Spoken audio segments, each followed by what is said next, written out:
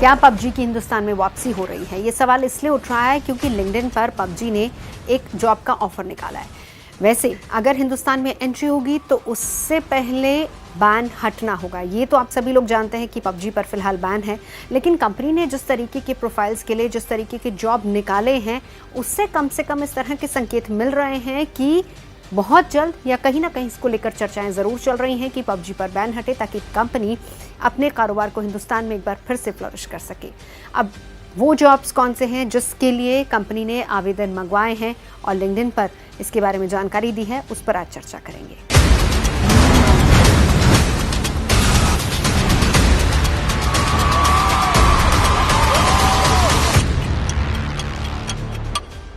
तो फिलहाल पबजी को हिंदुस्तान में एक प्रोडक्ट मैनेजर की तलाश है और इसके लिए फ़ायदा ये भी बताया गया है कि आपकी ट्रेनिंग या फिर आपकी एजुकेशन कितनी होनी चाहिए। तो 3 से 5 साल का एक्सपीरियंस कम से कम होना चाहिए गेमिंग प्रोडक्ट मैनेजमेंट में। और इसके साथ ही साथ कंपनी एक ऐसे शख्स को भी तलाश रही है जो कि लोकलाइज्ड फीचर डेवलप करने में मदद करे और साथ ही साथ एनालिटिक्स का भी ध्यान रखे और मार्केट और कॉम्पिटिशन पर भी जिसकी नज़र सही रहे। तो पबजी कॉरपोरेशन द्वारा जब ये वैकेंसी निकाली गई है तो उससे ये सवाल फिर उठने लगे कि क्या पबजी की हिंदुस्तान में वापसी हो रही है, क्या पबजी वापस से हिंदुस्तान में अपने पैर पसारने की कोशिश कर रहा है।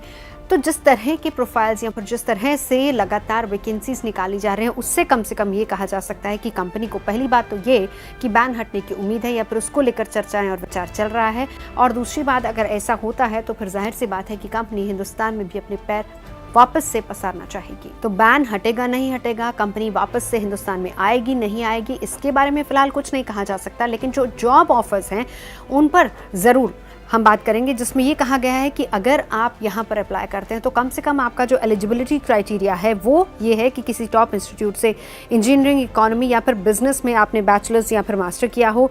साथ ही UI UX design, concept, project management और एनालिटिकल स्किल में एक्सपीरियंस होना चाहिए। और इसके साथ ही कैंडिडेट को मोबाइल, कंसोल और PC गेम्स का रेगुलर प्लेयर भी होना चाहिए। तो इस तरह का एलिजिबिलिटी क्राइटेरिया है जो कि पबजी की तरफ से निकाली गई जॉब्स में दिया गया है।